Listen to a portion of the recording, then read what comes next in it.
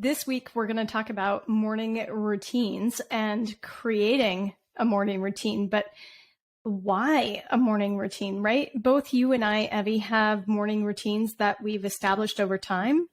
But I think a lot of times people don't really realize that sometimes you can get the most important things done for yourself, for your health, for your, whatever is important to you early in the morning, and then you don't really have to worry about it the rest of the day.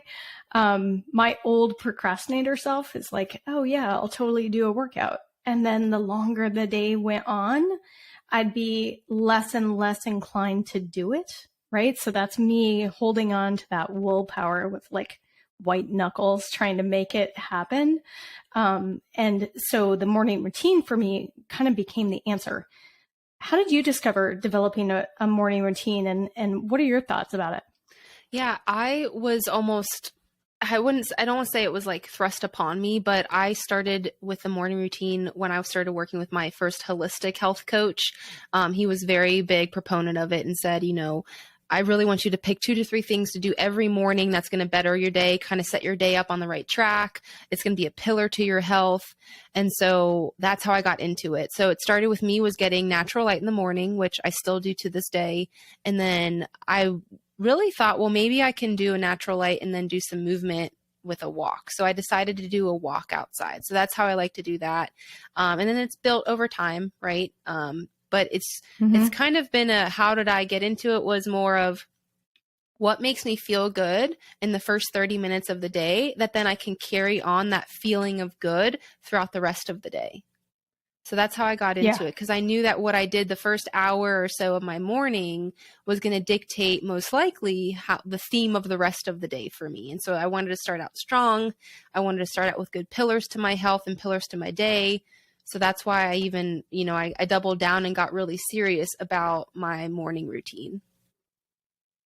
It's so true. When I was growing up, I remember my mom always saying, the start of your day is going to determine how the rest of your day is. So, she used to make fun of me if I woke up on the wrong side of the bed or whatever that happens to be, and she'd try to get me to change the way that I was being in the first hour of the day. And I mean, really little, like first grade, second grade kind of stuff, and I, back then, of course, I was too young to really grasp this whole concept. Right. But I do remember now her saying things like that of like, okay, if you can start your day out in a particular way, chances are the rest of your day are going to go as fluid and as smooth. And there's lots of different areas where we could take a morning routine. For a lot of us, we get started on doing something that's a healthy habit first thing in the morning, right? We're trying to work on our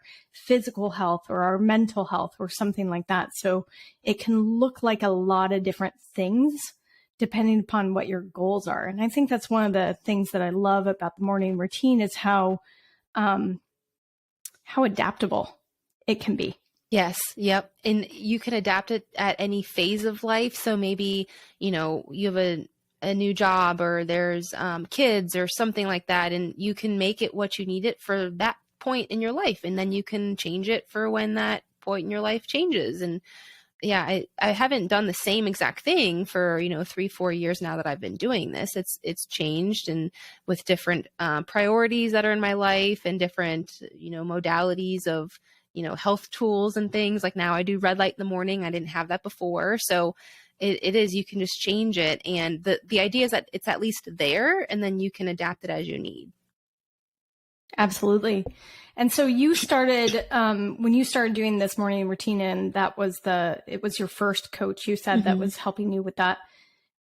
What did you focus on first? Do you remember?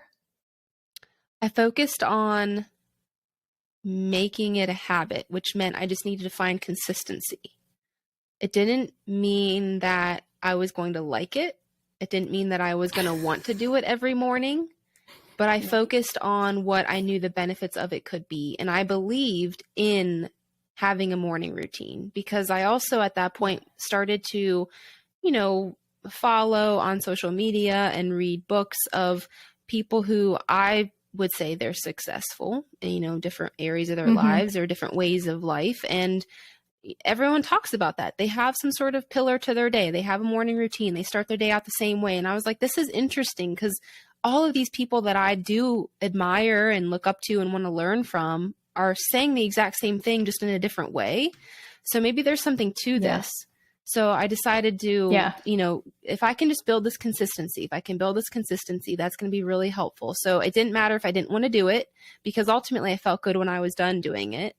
And then again, it's like, once you start to see the benefits of it, it's really hard to stop, because you're like, I like this feeling and this feels really good. And this is working out really well for me. So it got easier the more I did it. It was, you kind of have to build that consistency by just showing up every day, even if you don't feel like it.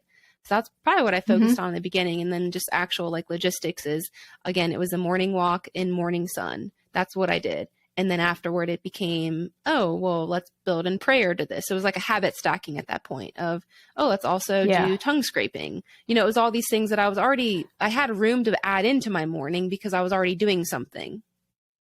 Yeah. What about you? Yeah, exactly. And oh gosh, same kind of thing. You know, you start to look at, you know, for me, it was my own personal health crisis. So when I got diagnosed with autoimmune disease and needing to take a leave of absence from work because of it, that was really when I started just looking into, you know, well, what are other people doing, right? So I started to notice that trend too of like, oh, very successful people have this morning routine. And then I came across, and I wish I remembered the gentleman's name, but he had something called Miracle Morning. Have you heard about Miracle Morning? No. I think there's a book about it and all sorts of things. But anyway, his idea was to break up that first hour and dedicate that first hour to your different things, whether that was breath work, meditation, reading. If reading was a goal for you, like I want to read, you know, 2 chapters a day or whatever, or journaling or this, that, and the other. And I love the idea of it. But I'll tell you, like, that was me making the classic mistake of trying to do too much at once and like force myself into this pre-crafted morning of what it should look like. And so I was trying to do it. And then every time I got to like the reading part or something like that, I was hating it. And so my miracle morning turned into a miracle disaster morning. And so for me, that was too much. Right. But it gave me insight that you can really use this morning routine and morning time of the day to craft it to whatever you need at that time. Right. I might not have a reading goal right now. I might have an audiobook goal instead, or I might have a walking goal, or I might have, you know, a breathwork goal or a gratitude practice goal. Those are the kinds of things to put into the morning routine. One thing that I do get from some clients is, but I don't want to get up early, or when I get up, right, the kids are already up. The day is already starting. I can't carve out that time. What kinds of things are you suggesting to clients who are facing those kinds of situations with not having that time in the morning or not knowing how to carve out that time in the morning? I always ask them, you know, well, how is what you're currently doing working for you? And most of the time it's not working well, or else they wouldn't be in a position where they're hiring a health coach, right? They know that something needs to change. So I'm like, well, how is it working for you? Or what's going well from what do you like about what your current routine looks like? And then what would you do? And so ideally they would like to get up an hour or maybe 30 minutes before and have their coffee in peace and, you know, have hot coffee and, you know, or read or, do, you know, do at noon. Have time like with the Bible or whatever it is for them. And so we kind of have to work backwards. Like if that's the goal, then what do we need to be doing differently? Does that mean that for the first week you wake up 15 minutes before the kids? And then you just kind of get used to that. And that, you know, you spend a little bit of time, at least you have time to make the coffee without the kids that are up. Okay. And then next week we're going to do 30 minutes. And then that way you can do coffee and read or journal.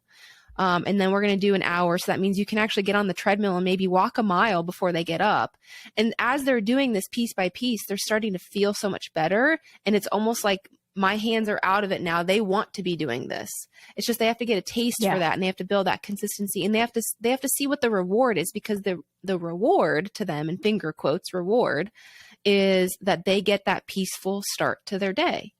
Because that's what we're really looking for. Is a lot of times during the day, things happen that we have no control over. And, I can't control how so-and-so is going to react, or what they're going to say or not say, or what my boss is going to do, or whatever, how traffic is going to be. But what you can control is how you start your day. So that way you start it in a much more peaceful manner. So that way when you do get stuck in traffic, maybe you're not going to be so, frazzled and annoyed and stressed out, because you had that time to yourself in the morning. That's the way that I challenge people to look at it, is like, okay, you might be losing an hour of sleep, but what are you gaining? And is that more important at the end of the day? Right. And I love how you are, like most habits, right? And like a lot of things that I see my clients fall into the same trap of wanting to change too much at once, right? So it's really cool that you're asking them to, craft out, what does that ideal routine look like? How many different components is it going to have, right? Is it going to be some quiet time? Is it going to be some time in the sauna? Is it going to be time outside? Like whatever that happens to be. And then breaking it down even further and picking just the first thing, right? Yep. And just having that be a small shift. Yeah. Because for a lot of people, an hour is a big chunk of time that they're not used to setting aside for themselves, number one. And number two, there's a difference because, I don't know, for a lot of my clients, I think, they get into these chronic illnesses or chronic symptoms that show up, or even have manifested autoimmune disease or whatever it is. And a lot of that has to do with the fact that we just kind of flow along with life in this reactive manner. And things are kind of on autopilot, if you will. And if we're always reacting, we are constantly stimulating the sympathetic nervous system and the fight or flight nervous system. And that can lead towards ill health in the long term. This is the difference between setting up your day as a reaction to the day and what else is happening versus being intentional and really taking a step back and asking yourself, what can I be in control of, and set my own intentions. And that creates a very dynamic, almost energetic shift. Do you know what I mean? Yes. Yep. Absolutely. I think I don't know if it's reinforcing, but, it just helps you, I guess, take that 30,000 foot view that I talk about a lot of like, oh, hey, like I am in control. There are more things that I am in control of than I realize day to day, because again, I'm always reacting, versus if I zoom out and I look and I see, oh, I do have control over that. I think that can be very reassuring to people. Yeah, it's absolutely a great way to look at it, is that 30,000 foot view of like, okay, across your entire day, can you carve out 15 minutes? Because all we really are asking is, even if it's just 5 minutes, right? Just before even getting out of the bed, before even allowing your eyes to open, if you're working on a gratitude practice or trying to feel gratitude in those first 5 minutes, that's something that we can do to start a morning routine that's going to set our day up for success, versus set our day up for being reactive to what's going on in our environment all the time, or as I call it, being a slave to somebody else controlling our time, right? And that's somebody else, or some people else. I'm not quite sure what the phrase is, but I mean, that could be the school schedules, that could be the work schedules, that could be the demands coming in from your boss, or that could be, things coming up all the time that we're reacting to. But just having that special space in the morning is a game changer for a lot of people with their health. Yeah, absolutely. And it's cool because you start to see other parts of your day or other parts of your life unfold in a positive way when you start this, because again, I think you're going to realize, oh, this feels really good or interesting. Like, because I took that 10 minutes, those 10 minutes in the morning to journal, I definitely am less reactive with my kids or with my spouse. or, you know, I tend to I don't have as many sugar cravings, or, you know, like it's a snowball effect. You'll be able to see what else comes of starting your day in this way that you might not even anticipate. So I always think it's a fun little experiment of, let's see what else happens when you just spend these 10, 15 minutes doing your morning the way that you want. What other cool and beneficial habits or actions come of that later in the day that you weren't even anticipating? Absolutely, because it's a snowball effect, right? You mentioned habit stacking, and I'm sure we'll get into exactly what that means in a different episode, but, you know, it's like most of us, I gotta say most of us, automatically get up in the morning and brush our teeth, right? That's something that we do. It's subconscious. It's been drilled into us since we were little. Like, that's just what we do. And then what if right after we brush our teeth, we have a cup of warm water with lemon, or, you know, we guzzle down a couple cups of water to get a head start on our hydration, or, you know, whatever that happens to be for you. That's how this snowballs. And when it sets us up for a much better day ahead, you know, it's like all of a sudden, I'm going to jump here in concepts a little bit, but you and I talk a lot about the concept of identity, right? When we're helping people transform their health, that person who's taking care of themselves first thing in the morning, guess what? Around noon, they're probably going to do the same thing. And in the evening time, they're probably going to be more inclined to do the same thing, right? So it has this gigantic snowball effect across the day. And all of a sudden, somebody is actually stepping into that new version of themselves a lot more easily because they're setting up good habits in the morning. Yep, definitely. I feel like that happened with me. When I started a morning routine, I felt better about myself because, one, I was proving to myself that I could do something like this consistently, which that felt good. So it was building this confidence. And I was also learning that it made me feel good. And so I felt, you know, quote unquote, healthier. And so if I feel healthier, I don't want to like jeopardize that or derail that by not eating a healthier lunch. So I'm going to make better food choices. And that means that I'm also going to want to exercise. So it was all these things that it just started by, I feel really good about who I am, about who I'm becoming, these habits I'm doing. I physically feel good about it. I don't want to not feel physically good anymore. So what do I need to continue to do to continue feeling physically good? So again, that's how it happened for me, which is, and what I start to see with clients too, is they just realize like, oh, well, I started my day out really well. Why would I want to derail that? Or why would I want to go backwards? Right. Like, I'm going to keep this up. So what does that mean? Oh, maybe that means some food choices, some movement choices, some stress management choices that maybe they wouldn't make if they didn't have that start to their day. Yeah. I mean, that it's really part of the beauty of having something set up first thing in the morning, because that is the time that we are transitioning from sleeping and subconscious into waking. And the more often we can make those healthy habits in those first few minutes of the morning, the more new habits can get into the subconscious a lot more quickly. In that sense, it's almost like this cool transitionary state that we have between the two different kinds of consciousness. And I've found that most of my clients who establish some sort of morning routine, even if that means that they are experimenting with a lot of different tasks within their morning routine to find what fits, that is the one thing that they're able to keep coming back to keep them on track permanently. There's a lot of people who start and stop the routine altogether. And that's when they notice that their habits have drifted or slipped completely, right? We see this a lot in the first couple months of the year of the well-intentioned, New Year's resolutions, and then they slip.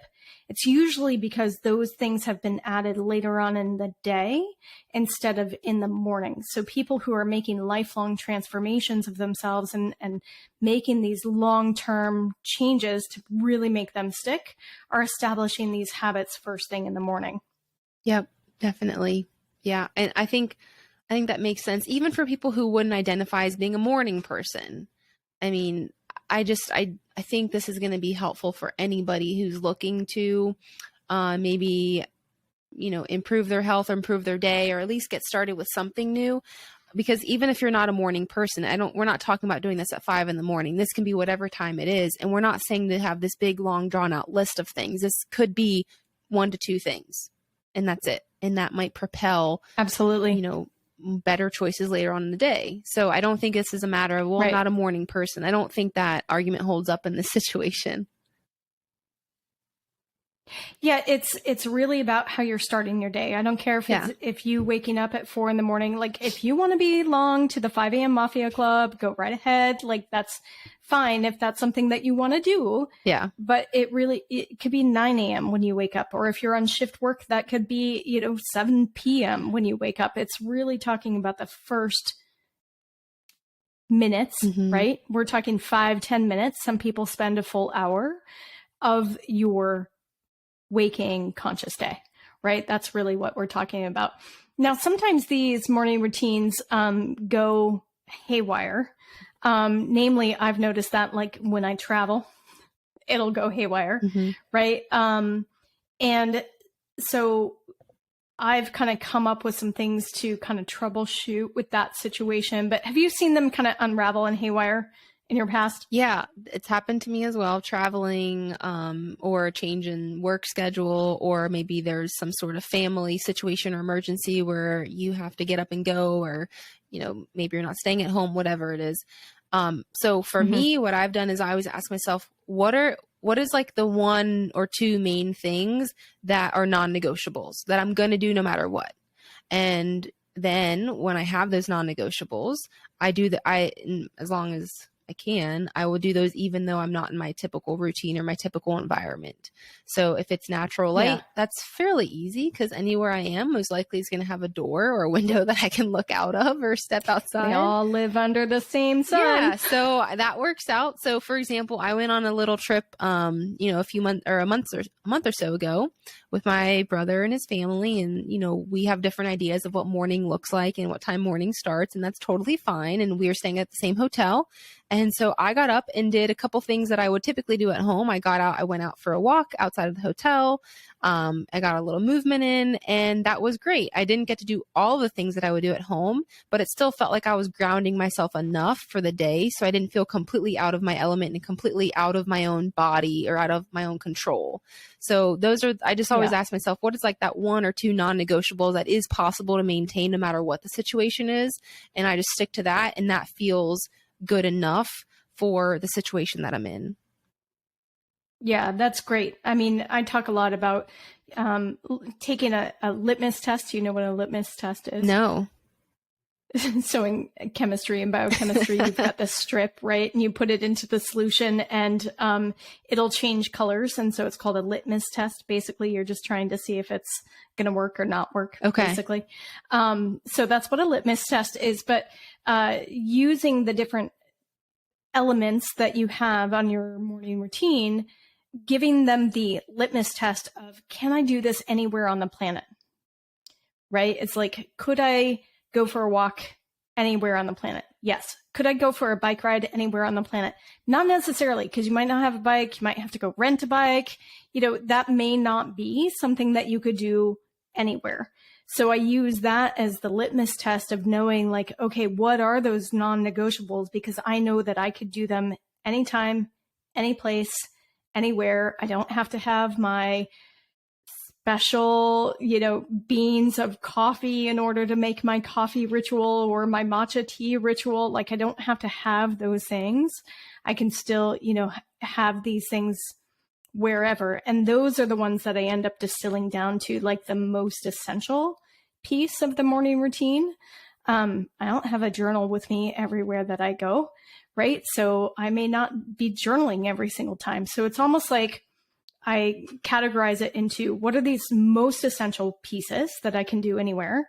And then what are the other, like, nice to haves, or the elements that I can kind of rotate in and out?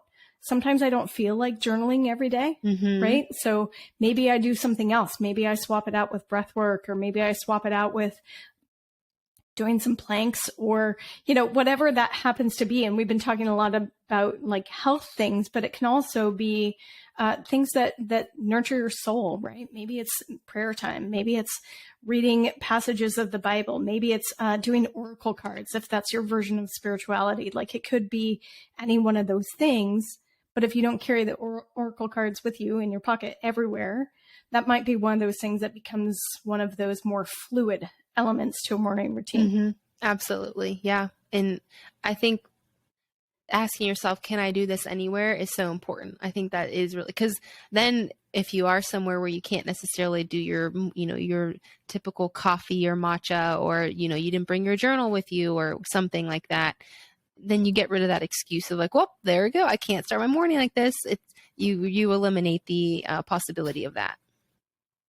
Yeah, exactly.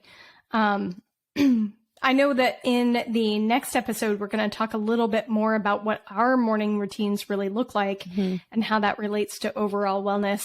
Aside from, the outside pieces of it, is there anything else that you've incorporated into your morning routine that is working really well for you right now? I would say, yeah, actually, I learned, because this is trial and error, I learned that I work really well for me I can't sit. Like for me, I do need to get up and get going somewhere. I know some people who their morning routine, they get up and they'll sit down and read 10 pages of their book, or they'll journal for 5 or 10 minutes. I would love for that to work for me, but I have to get up and going. And so in order for me what I've learned is I need to get up and I will change my clothes. I don't stay in my pajamas very long or in my lounge wear. I'll change right away, because that is, to me, is like movement. I'm getting out of it. I'm out of I'm out of sleep mode and I'm in daytime mode. So that like physically changes that for me, but then also mentally changes it for me. And then I also do my, I've kind of made my skincare routine a fun thing for the morning. So I've made it something that feels enjoyable versus like I have to do this because right now it's winter and my skin is dry and this and that. It's something that I've tried to make luxurious. So I do like the hygiene and changing and just getting dressed, because then that makes me emotionally and mentally feel better about myself in the day too. Yeah, that's awesome. Yeah. I think for me, aside from doing the outside stuff, gratitude practice is key for me. And I've done that a number of ways. I used to write it down on a piece of paper. And more recently, it's just been kind of I don't even have to close my eyes anymore. I used to have to close my eyes, but, it's really just evoking either good memories or thoughts about people or places or whatever it happens to be that I'm grateful for in the moment, and just feeling that feeling of gratitude. And oftentimes I can do that while I'm walking or while I'm brushing my teeth. But that's something that I try and do. I like to double dip on things. So meaning using the same time of brushing my teeth, right? So if we're doing the 30 seconds per quadrant, 2 minutes, right? I know that I've got 2 minutes to maybe possibly do something else. So I've been working on foot mobility for a while now. And so now I'll do these little like toe exercises and stretching my toes for 30 seconds a quadrant while I am brushing my teeth.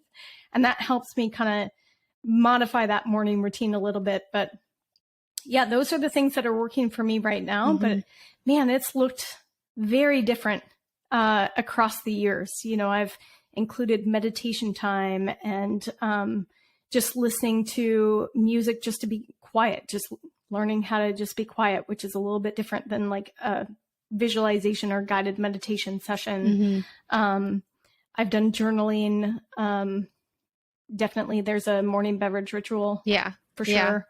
In there, those kinds of things. So really kind of focusing on those things has been helpful. Have you done anything else that has been really helpful for different, phases of your healing journey? Yeah. So recently what I'm in right now is I'm doing red light therapy. again, I mentioned that earlier in this episode, I didn't have access to the, I had a small red light, and then now I have a bigger panel. So I do that for about 10 minutes every morning as well. So what I'll typically do is I'll get up, I'll change, I'll do my hygiene stuff, I'll do my prayers, and then I'll either do the red light before I go outside on a quick walk, or I'll do it after. It depends on if the sun is out or not, because I typically like to do red light when the sun is actually out. So I'll do that, but that's kind of been the new thing. But again, it's not like I always did that. I used to journal, and then I realized that I was like, something doesn't feel right. I feel very stagnant. And it was because I'm just someone that I have to get up when I wake up. I don't typically lay in bed. Like, I'm not one of those loungers. I can't do that. It ends up making me feel not sick, but just kind of yucky and tired and lethargic. So I have to get up and get going. So that's why I learned that though in the process, because I did start with just journaling, and then I was reading because I really wanted to read. And I figured that those can be placed later on in the day. Those can't be in the morning because it just doesn't work for me. And I'm not getting the benefits of a morning routine when I do those things. Yeah. And that's such a good point. And maybe we'll close in on that point, which is it's important to experiment with what works for you and what doesn't. Trying the Miracle Morning process, right, was good for me because I could see which elements of those different things worked better for me than other things. And, noticing your motivation or your enjoyment or your energy around the different things that you're trying is going to help you figure it out. Because while Evie needs to get moving, some other people may not be ready for movement just yet. And so stillness and quiet might be the perfect way to start off the morning, right? So I guess the bottom line message that I want people to go home with is that this can be customized towards you. So experiment and play around with it and see what works. Just get super curious. Yeah, absolutely. Anything else, Evie, that you want to add to all of that? No, I think, again, just get curious, get trial and error. Be okay if you do things and you're not really feeling it. That doesn't mean it's a failure. Try it again. Try some new things. It might take you a few months to really figure out what the rhythm is for you, and that's okay because you have the time. So, yeah. And it might change through the seasons. So there's no judgment on that either. Just keep going with what motivates you. Definitely. So we'd love to hear from you, find out what's working for you in your morning routines, whether or not morning routines are still challenging for you, if they're challenging, or what your favorite thing is. Let us know. Yeah, absolutely.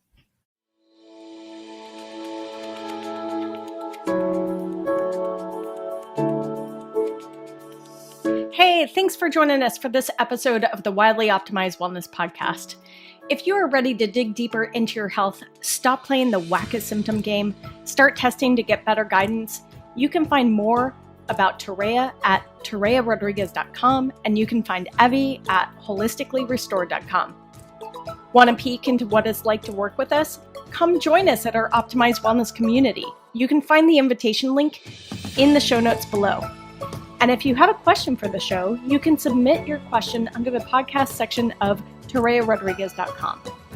Finally, if you found something helpful in this episode, don't forget to leave a review, hit that follow button, or share it with a friend. They're going to love that you thought of them. Until next time, see you outside.